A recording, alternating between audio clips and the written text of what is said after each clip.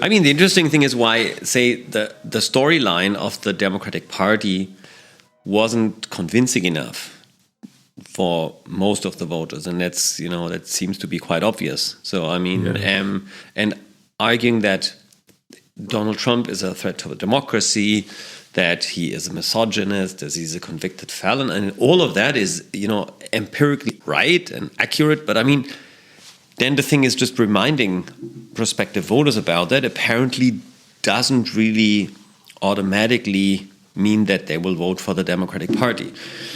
And I think that's something that we've now repeatedly seen. 2020 was sort of a little bit bad, of course, because Biden was elected, but as such, it wasn't also that people seemed to be terribly convinced. It was also rather apparently the sentiment of, instead of giving Trump a second term, we'll rather have that other old man. But it was not that there was this kind of drive or euphoria almost, or kind of, very positive atmosphere that people would say, this is really something new. And I think Democratic, we see that as such. Of course, we have seen the rise of populist parties throughout the West. They all have different levels of success. And of course, that is the structural problem. It's something that is pretty evident if you look at the United States. Even if you now look to the very bizarre Canadian politics, there for the first time, they are really having a rather tense debate on immigration, which, was not the case for decades. I mean, that there are always some topics that sort of pop up where a majority of the population is either conceives of a certain problem as the most pressing one, even if, other politicians then tend to say should better explain their policies because apparently the populace is too stupid to understand it.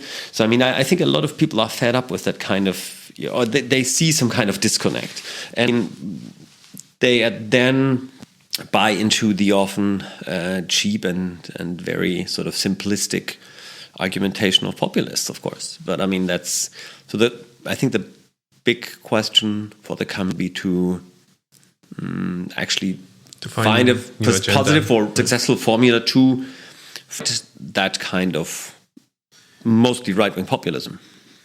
Yes, but it's also like for me, when I observed the campaign, what kind of struck me was this kind of very strong emphasis on the idea that he's authoritarian, like the whole concept of a threat to democracy, which again I find just like such a simplistic argument, which again like works for like kind of exciting your own kind of like charged voters. But it's completely useless because, I mean, it's obvious election. It is a competitive thing, and kind of like invoking those phantoms of like authoritarian leader, like I mean, it's just not a serious campaign kind of like design, so to speak. I mean, I think it's like one thing to notice again, as what we discussed already. It's just a campaign failure, right? And they will need to find ways to. The topics were set by Trump, and it was migration, or it was. Yeah. Illegal immigration, it was the southern border, and it was the economy. And now it's quite obvious that the Democratic Party then didn't vote that they would do it any better. Now, of course, the rhetoric by Trump is simply terrible. Yeah. Because he uses that the wording that really reminded me of, Third Reich speeches. I mean, if you say, for instance, that illegal immigration poisons the blood of the American people. I mean, that's kind of a language that is just terrible, and that's or worse than terrible, and that's appalling for me.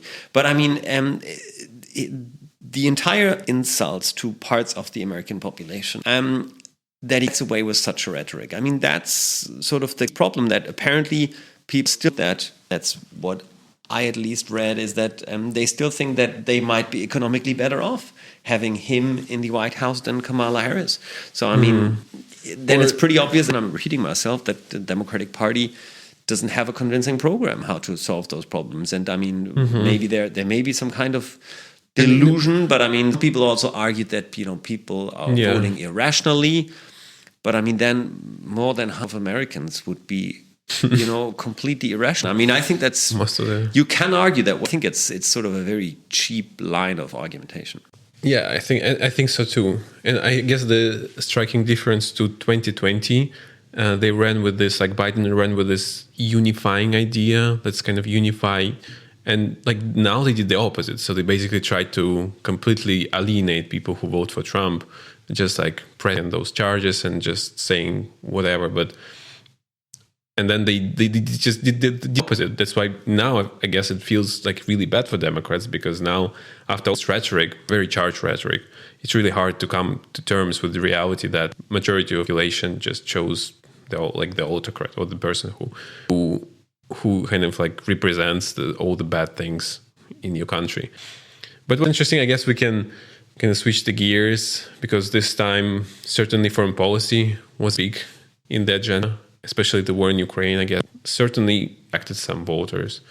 I mean, at least I haven't had a look at that closely enough, but I mean, as such, I think it's a pretty much a standard reply that foreign policy doesn't matter that much in U.S. election. It may have done so, but I think then it was related to the economic situation as such, and what is it that the state should spend money on, and how should the economic system be run? And if that is related to economic policies, the war in Ukraine, support for the war in Ukraine, tariffs, and sort of the unfair treatment by these, or trying to reduce or simply do away with trade deficits, that's of course the foreign policy comes in, I guess, now in the Trump administration. But I would still say like the ballot was about either you have like this idea of stopping the war in Ukraine or continuing support. And in this sense, like, of course, you can like argue very convincingly that like the whole Biden campaign against Russia was a complete failure from American perspective, right? Because eventually you got a person in the White House who had diametrically opposite ideas. The way he presents it, right? He ran his campaign with this idea of stopping the war in Ukraine in one night or whatever. In 24 hours. 24 hours, but I mean, but still, it's like, for me, it's interesting because, of course, I mean, you cannot really pick apart like why people, for example, chose Trump. But I have like a certain feeling that, of course, people who went to vote, Ukraine was more there in the agenda for them. To be honest, I haven't had a look at that in detail, but from what I read, it was not really much of an issue. But I think that the overall thing, I mean, if we talk about Biden and making a convincing case, I think we sort of have to pack it a little bit. And I think the Iraq war was a failure. The Afghanistan mission was a failure. The support at the beginning for Syrian rebels, bringing down Bashar al-Assad, was a failure. The Libya air campaign that led to the end of the Gaddafi regime at least didn't produce a stable post-war state. We have otherwise, with the pullout from most of the Sahel region countries, especially pullout of France and now soon Germany, from Mali, places like that, Chad, Niger. We see that an overall strategy that started in the early 2000s, and the US and a lot of its partners, and at times they, work together, at times it was one state or, a sort of loose alliance of states. It all hasn't really worked out. I same has been the case for Ukraine, but primarily because, and that's something we've been discussing now for more than 2 years, that this thing that Russia mustn't win this war, mustn't be rewarded for conquering a Ukrainian territory. As a normative line, that's a perfectly legitimate point, but then you have to strategically assess how can you go about that. Now, one might think that if we had sent more weapons, or if there had been, some sort of more higher material support, that the situation on the battlefield might be a little bit different, or might be significantly different.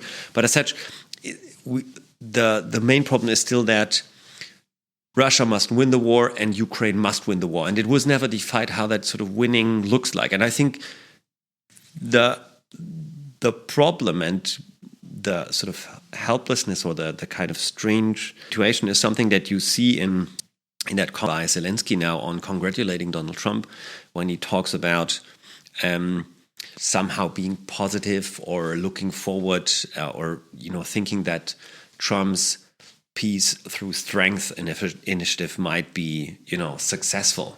I think he already said, like, was it I think yesterday, that yes, Trump has a peace plan, but it doesn't mean that we will subscribe to it. Something like this. He wants to end the war in one day. That's not our idea. He may say that, but I mean, what you could see is just in the way that foreign leaders congratulated Donald Trump, they all anticipate huge changes in U.S. foreign policy. And most pundits, and I think rightly, say that there will be sort of an isolationist perspective. And from the coverage on the Trump rallies, I noticed that foreign policy lines that he always repeated under his watch had been less conflicts in the world. And I mean, of course, there is all this bogus stuff where you won't be able to sort of prove his point. But I mean, of course, had remained in power, the pullout in Afghanistan would have been so much different. All that kind of nonsense, or at least things that are unclear, because I mean they are just hypothetical.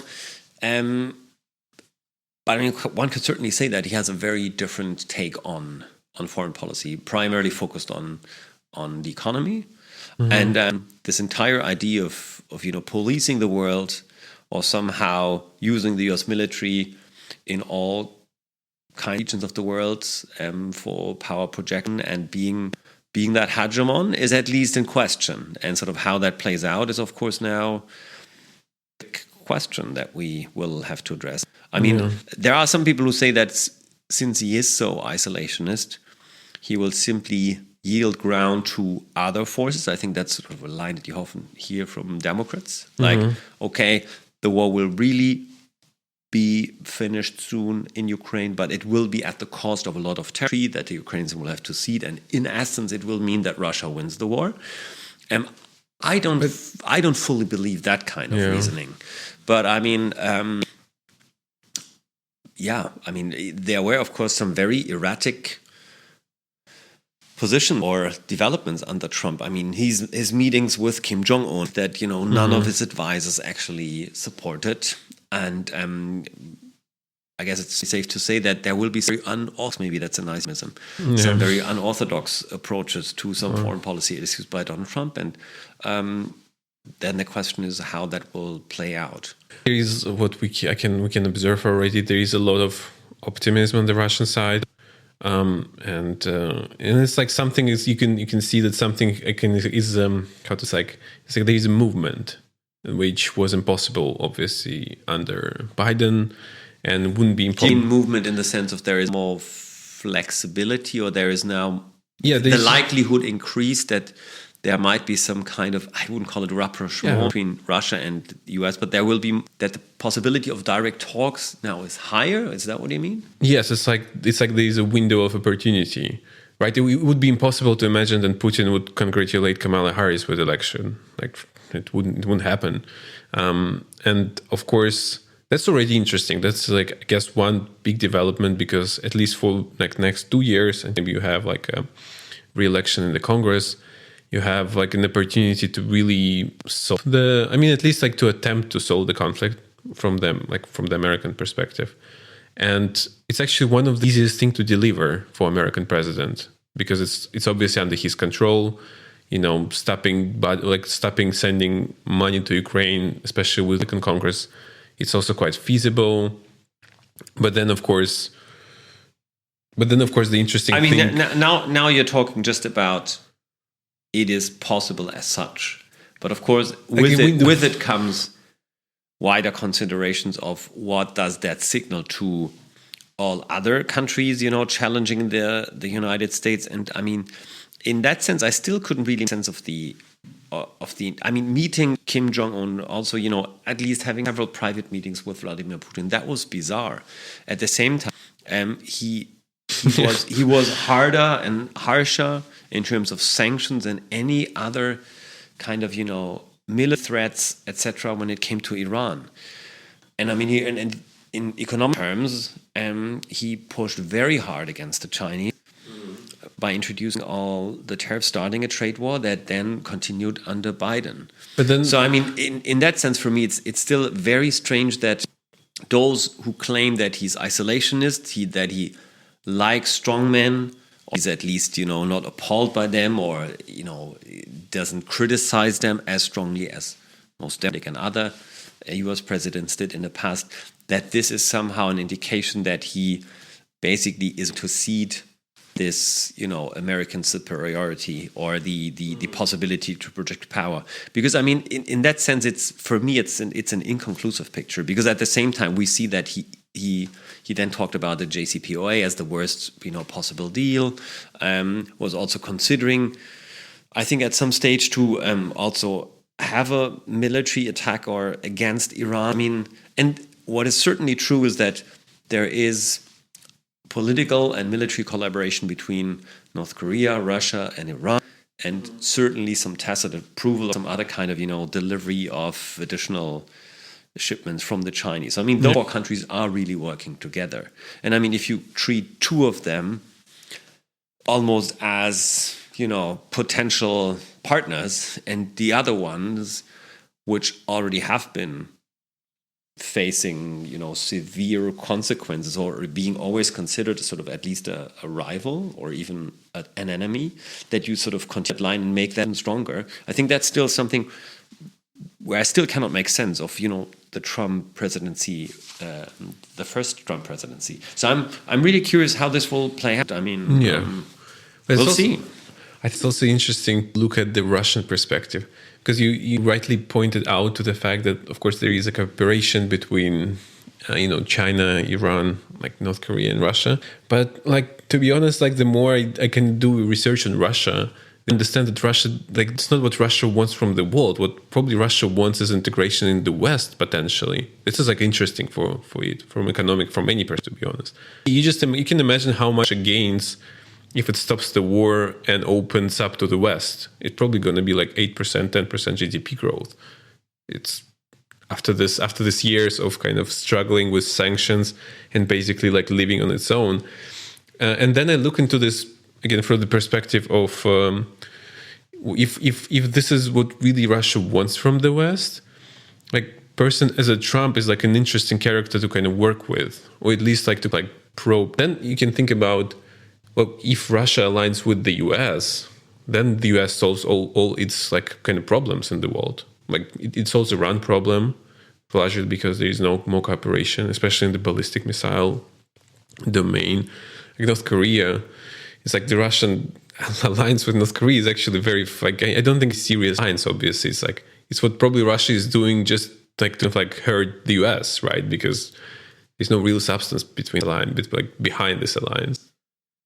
I mean, I guess from a global structural perspective, and we also have been discussing that frequently, that there is currently the United Nations Security Council or the United Nations system, most of it is really broken. And I mean, certainly the UN Security Council doesn't work because, I mean, there's always a veto by one power if, there is to be found any kind of common formula. And I think we can actually see that with regard to North Korea. I just listened the other day to an interview with the Russian ambassador to the UK, where he was confronted by the fact that also Russia had, signed up for sanctions against North Korea. That was one of those previous anonymous votes in the United Nations Security Council, which saw that all countries were supporting the sanctions. Apparently, China's still upholding those sanctions in that area. But I mean, the Russian ambassador said that it's basically being paused at the moment. The kind of but I mean that technically, the Russians are not enforcing this. So I mean, if that's kind of the overall pattern in global politics, that sort of pick and choose, would follow those kind of rules, I mean, we are in very uncharted waters.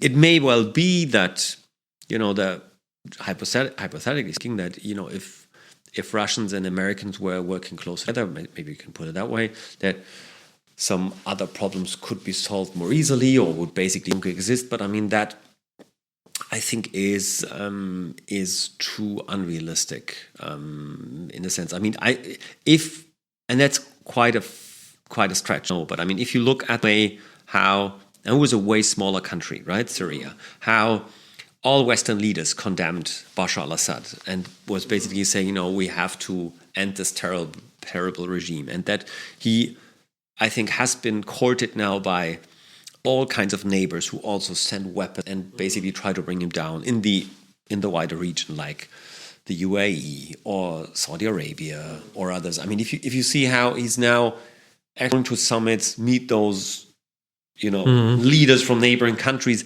there might be something like that happening where Putin or a future leader of Russia might actually make it. But I mean, I think that's maybe 10, 15 years down the line. But I mean, I wouldn't see it. And I mean, this would be very much a realpolitik kind of approach. Because I mean, just if you look at the rhetoric that was used against Putin, of course, it was again Hitler, who, there have been so many Hitlers around, Milosevic and Hussein and Vladimir Putin and Kim Jong-un. And I mean, it's sort of, I think, not very fruitful in an analytic sense. But I mean, there was a lot of, and he's certainly an autocrat, but I mean, this entire rhetoric of that there is no way that we can work together with such a state and with such an autocrat.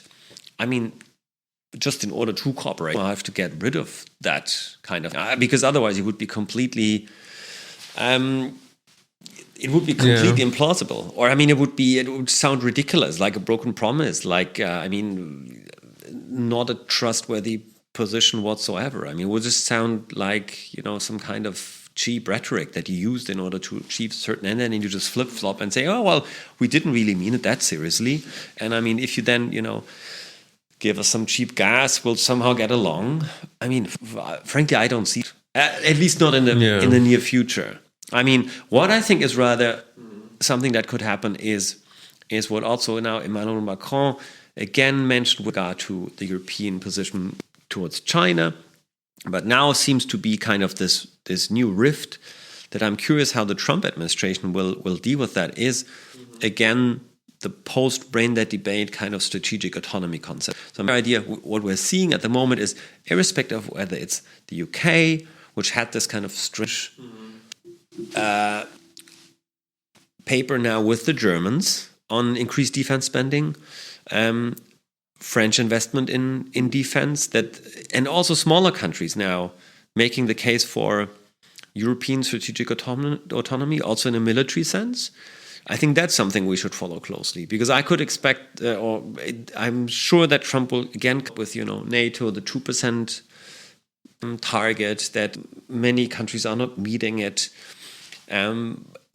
Whether that will result in the end of NATO, we'll see. But I mean, what it will certainly, again, reignite are the discussions on strategic autonomy, or whether there is some kind of European part of NATO that might somehow act irrespective of what it does. And I mean, for them, it's always a problem, and the Democrats always hated it. It started under Albright and the others, and it was always this thing that why we would have liked to see the Europeans actually pay their fair share. We don't want to be able to act autonomously, and I think that's always the stretch that was there. But actually, my analytical guess would be Democrats always hated it, because strategic autonomy for Europe would probably mean realignment with Russia. Yes, absolutely, but that's what I mean. But they had a very sort of schizophrenic about it, because I mean, both Republicans and Democrats agree on one thing, that Europeans should increase their defense spending, and they would all be very happy if the Americans could spend less, because the Europeans would compensate for that. But I think the main thing is that within the Republican Party there is now no consensus, and that we will see how that plays out. I'm pretty sure that Trump, even if it sounds ironic, will most likely be open to strategic autonomy by the Europeans, because from his sort of more isolationist perspective, that is something, and apparently his unwillingness or not strong support of NATO, it's something that he would rather accept then a democratic president. We certainly see that it doesn't, square with the Democrats. But I mean, they have been inconsistent in that sense, because on the one hand they wanted the Europe to spend more, but then they didn't want any decoupling, duplication. These kind of three Ds that that already Madeleine Albright talked about in the end of the 90s. Because my take is still the same on the concept of European autonomy. If you take the US out of equation and suddenly there is no US troops in Europe, there is no way Europe can even afford to have a bad relationship with Russia, just especially after this war, because they will just probably without any hesitation go to Baltics, for example. But not just because of Russian military projection, but it just makes if you don't have such a big partner as the US, you would probably want to have some type of relationship with a country such a country as Russia. It's kind of against your own, European interests, if they were clear cut European interests. But the thing is, how would you range? We talked about this also in previous conversations, whether there could be something like a new Cold War also being really a demarcation line that you say, this is a heavily fortified border between Belarus and the Baltic countries, Russia and the Baltic countries, or whether there is some kind of cozying up or rapprochement between the Europeans and Russia. I think for the time being, it would be something very, very strategic in the sense, yes, in order not to spend even more on defense, we still make that deterrent capability credible. And that's what still most European countries will agree on. I'm not sure about Beer and places like that, but they really don't matter that much but France, Germany, certainly Poland, and most likely also Finland and Sweden, they would be, and Denmark, they would certainly be willing to spend more money and just make this deterrent credible. And some discussions that were now already starting, where if were to get rid out of, or the Americans were to get out of NATO, or if they were to actually pull out their nuclear weapons and would basically end this concept of the nuclear umbrella that applies especially for Italy and Germany, that even the Germans might have to consider acquiring nuclear weapons. Another concept was, of course, that of sharing that with the French, or somehow have closer cooperation in Germany and the UK and France. But I think we'll see a lot of these discussions now starting very early on. I expect we will see more communiques, speeches, and some kind of things in February, March. They will be coming pretty soon. There's definitely some type of movement going on. But it's interesting because I think what you just mentioned, it's certainly kind of based on I think on the conception that Russia necessarily opposes Europe. But what you hear, and this is, what you hear from Lavrov, Putin, that they still saying the same thing all over again. Russia belongs to Europe. It's they're saying it in all type of, which is in itself very interesting. There is the whole multipolarity thing. I guess it's another layer, and another layer to the complexity. But one thing that they never abandon saying that Russia belongs to Europe and is a European country, and there isn't we're not going anywhere from Europe. So I think their end goal, and it also makes, I think, sense from any type of identity politics, of course. And now with the kind of the war with Ukraine, when the question became so kind of heated, of course, it's hard to imagine that they would draw the line along the Dnieper River and just say, this is where we end the European integration. So that's why I'm saying that what Russia is doing in Ukraine is probably holding Ukraine as a hostage, in the conflict, in its negotiation maybe with the West. So it's if you want to integrate Ukraine, you can only probably do it with Russia together. So this is I'm playing with this idea because it's kind of I don't know, in my mind it makes sense, but it's. I guess you have to dissect different levels. Yeah, and that's true. I think it's the least contested one is that we say that geographically, Russia and of course also Ukraine belong to Europe. Yeah.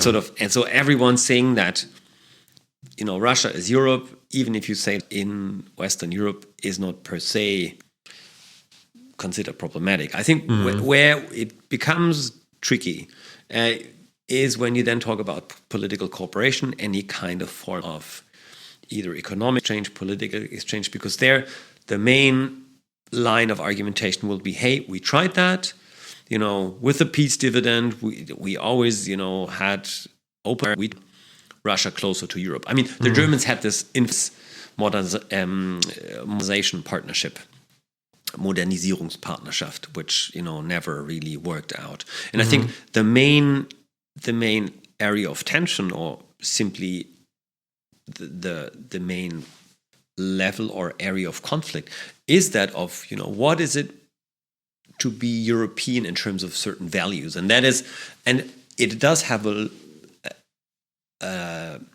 degree of double standards at times. It also has this kind of problematic morality dimension to it. But I mean, I think that is where the rapprochement, or the future collaboration with the Russians, will actually be the hardest to achieve, because I mean, the European line will always be, I mean, how on earth could you start war against Ukraine, and how on earth can you expect us as Europeans to believe you, first of all, that you are not trying to conquer other European states, and that we should sort of collaborate with you, but also you are treating all of the European values of the Enlightenment or what have you, all the things of European friendship, you all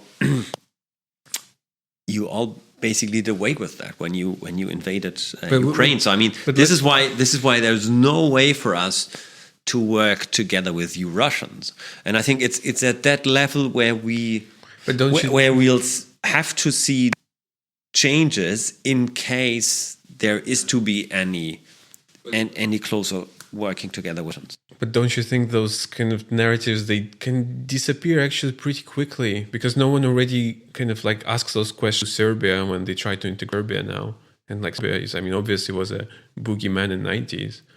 But first of all, Milosevic is no longer in power. Yeah, but like Putin is not going to be forever. So. Yeah, yes, but yes. If there is a new leader, that would certainly make things easier or more likely. But the second consideration is, of course, that of this entire thing of the zone of peace, and there. European leaders are not terribly happy with Viktor Orban. I know Viktor Orban is not, you mentioned Serbia, but they're not happy with a person like Orban, but they grudgingly accept that. And they also grudgingly accept the kind of rhetoric that they hear from Serbia, because they say, in the end, if we somehow integrate Serbia, the likelihood that we'll have to another Balkans war is just significantly reduced. I think that's sort of the line of reason by most policymakers. And of course, it's way smaller. I mean, Belgrade. I mean, it's and Serbia is so much smaller as compared to Russia, that they will say, okay, that's sort of a different kind of where we can also look away and maybe don't point fingers as much to things that we don't actually like that much, or that we oppose. So I think it's way more out in the open if we talk about European-Russia relations. I mean, because it's all aspects of scale, right? I mean, it's so many more people. It's such. It's also like there's obviously like an interplay between EU, Russia, and the US. I mean, like everything that happens in the domain of US-Russia relations, particularly EU-Russia relations. Like you cannot really like kind of like get rid of one component of this relationship, so to speak. It's like it's a very entangled. So I mean, I think that's there are plenty of and research out there, but of course it's the strange thing that with NATO, which always so far preceded EU enlargement, and now the question was whether it was the other way around. So I mean, there was always military integration before economic integration, at least on paper, and it was always first the Europeans and the Americans partnering with a new country before the partnership with intensified, because they and that are either a EU member or a NATO member is something I think that now where the overlap now has, been reduced in a.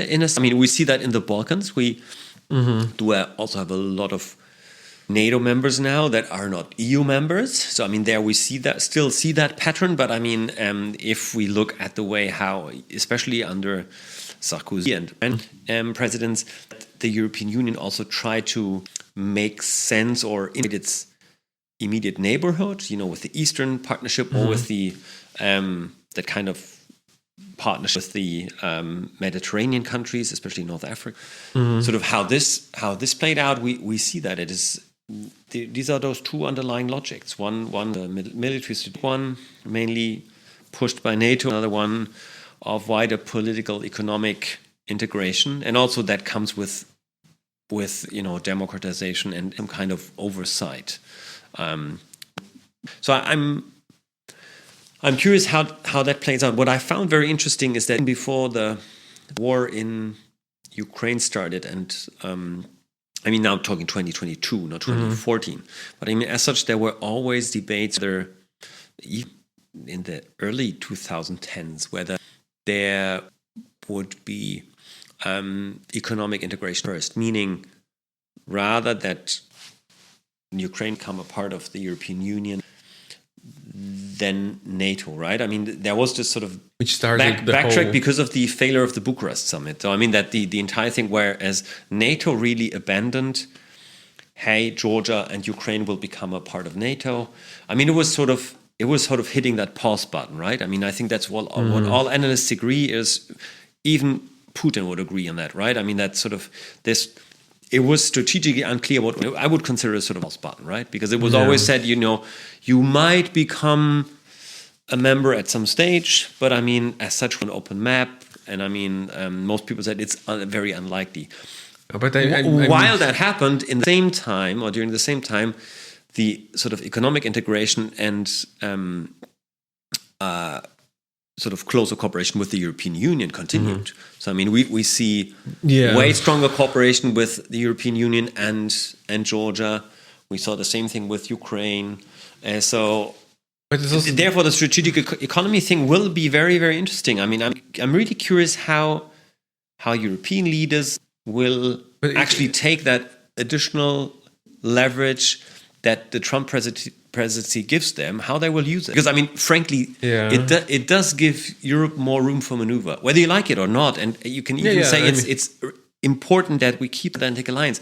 I mean, I'm all not saying that this shouldn't be, or that it doesn't make sense. I'm just saying, as such, I would assume that the Trump presidency gives Europeans actually more leeway. I mean, the way that they could realize the strategic autonomy concept is at least has grown more likely. And they might even have to do it because, I mean, if the worst case scenario happens, it would be that Trump pulls America of NATO or somehow, makes NATO more or less irrelevant. And that's what I actually raised the issue because, of course, you have Trump, and Trump is just like one personality.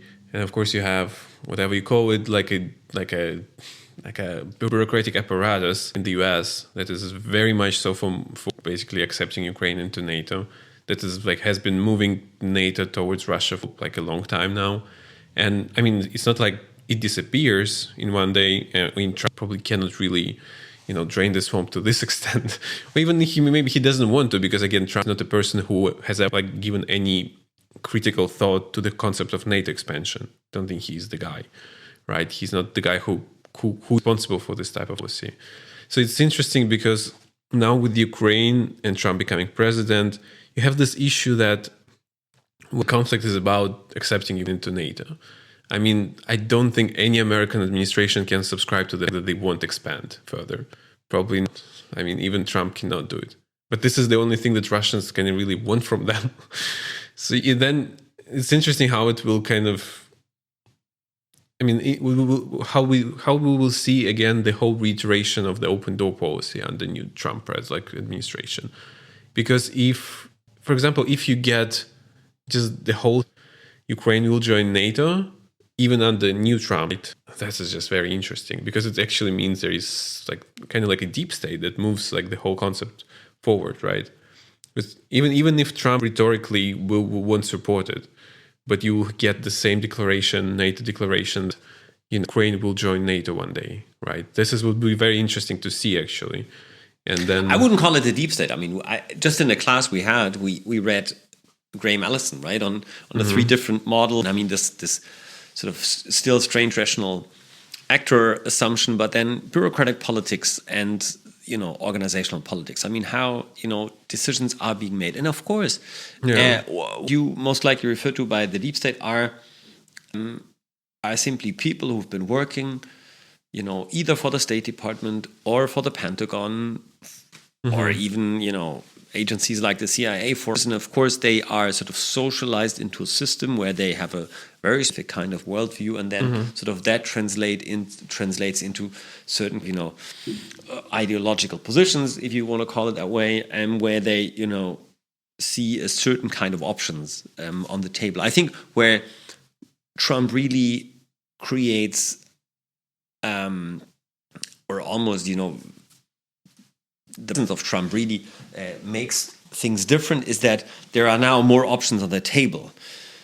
And whether it's a good or bad thing is, up for others to. It's up for others to decide. Yeah. But what you called the deep state, and if you refer to that as just trained diplomats, security advisors, people from kind of the, let's call it mainstream, who are having the same policy approach, irrespective of whether they're old traditional Republicans or Democrats, they would never have pondered the idea of Trump meeting Kim Jong-un. I think that's a pretty safe way to say. This was always considered, if you do that, you're basically strengthening a person that you don't want to strengthen, and also the likelihood that you will get an outcome is close to zero. That's how it apparently, or quite obviously, played out, at least for now. So what I would expect is that there can be some very erratic, or at least surprising for most pundits, things that can happen. I think if I were a European policymaker, I would have this one strategic objective. First of all, keep the European sort of partners in NATO unified, and sort of, ensuring that they all have the same strategic position, where certainly is Russia perceived as a threat, and where the future will tell how you sort of deal with that, but that you at the same time ensure that the United States stay within NATO. And I think the way you have to do it is you have to change the complete narrative, because Trump is basically saying we're pouring a shitload of money into an organization from which we don't benefit. So if they all spend 2%, that's one thing, and I think that's something that Trump can achieve. The other thing is that European leaders have to convince Donald Trump that it might actually be useful to remain in NATO, and I think the only way they can do that would be maybe to somehow link to anything that is happening in East Asia, China. But if there is, of course, Article 5, it will make the likelihood of the Chinese government actually attacking the US at least less likely. Because, in strategic calculations, you would say if we really risk a war with the United States, at least we would have to anticipate that the European partners will join. Because, that's the only thing where I think that you could tell Trump that NATO has, or is beneficial for the United States. If it costs a lot of money, that it still allows the Americans to project their military power in a more efficient way. And that eventually might actually lead to something that we've seen also in the past, that you could somehow then get Russia back into the fold. So, if you think of it like very old Metternich, Bismarckian, Churchillian, Machiavellian kind of realist terms, there might be some kind of approach where you will get Russia sever its ties with China, because it's China that you actually want to, that's what challenge from raising or even further. But see also, how that ends. What we discussed, the whole Russia is obsessed with the West. It's like the obsession, and you can see it in a way, in the rhetoric, in whatever Russia is doing, since 90s. it's basically doing to get like something from the US and from the West. I mean, US, the West. Here you can, I guess, conflate the nouns, and which again is interesting because like every Russian action, like since 90s, it can be really documented really well. It tries to provoke the US to do something. So it's like a very relational, so to speak, thinking that kind of gets them into dance, so to speak. So like Russian actions, they're not really, not in a sense independent, but they have like the audience in the West, so to speak. And in this sense, I think it's just very useful to look at Russian actions like with this perspective of whatever Russia tries to achieve, it actually tries to achieve from the West. It doesn't try to achieve. But that would mean that Russian foreign policy, and especially on Ukraine, there's a complete misinterpretation by the intentions in the West, because I mean it's basically seen as this neo-imperialist country that tries to conquer the largest swaths of land that it can, and otherwise is completely antagonistic to anything that is Western European or related to Europe. Yeah. Your basic point is there is at least a different layer to that, because I mean it's pretty hard to argue against that military perspective, because the war is happening, that's a fact, and I mean reasons why it started. There is a lot of discussion on that, how it could play out in the end, and what is it that each country wants. Is also something contested. If you listen to Ukrainians, will most likely be very different from what the Russians, but also from different European sources. This thing that it's all about a neo-imperial project is at least a very common narrative that you hear. And I mean it's the other way around. If you go to realist perspective, they would go like they will try really hard to prove like this fact that like it's NATO that caused this conflict, which again it's not. I mean it has its own kind of meaning, this type of research, but then again it kind of disconnects maybe Russian own intentions, because it's very interesting to see how Russia, like even like just you have the one layer is just Russian foreign policy actions, and how they always like kind of since like 90s and since like this like rejection bias, I mean perceived rejection, right? How Russians like have they have been doing everything to kind of get back on track, like America, so to speak, to prove to the US that you should listen to us. And then of course you have the second layer, this like identity crisis in Russia, that there's the whole debate whether we are Eurasian or Western, which I mean in itself proves that there's like the debate is fake, because it's like I mean again Chinese people know they're Chinese, and like in Russian they try really hard to prove to themselves that they're not Western, and by proving they go into this deep length of like trying to create like this story. And I mean the whole story of proving I guess points to the direction at least that there is some Western in you, because otherwise who do you try to like it's certainly not a stable identity thing, right? Exactly. It's like very shaky. And then of course you have like all those statements still like I mean I guess like a couple days after the like re-election of Trump, you have like this Putin statement that we don't say no to integration. And I mean, and I just like I like taking those things seriously. Like those people don't say things for nothing. Like those statements, they have audience. I'm not familiar with the speech. Yeah.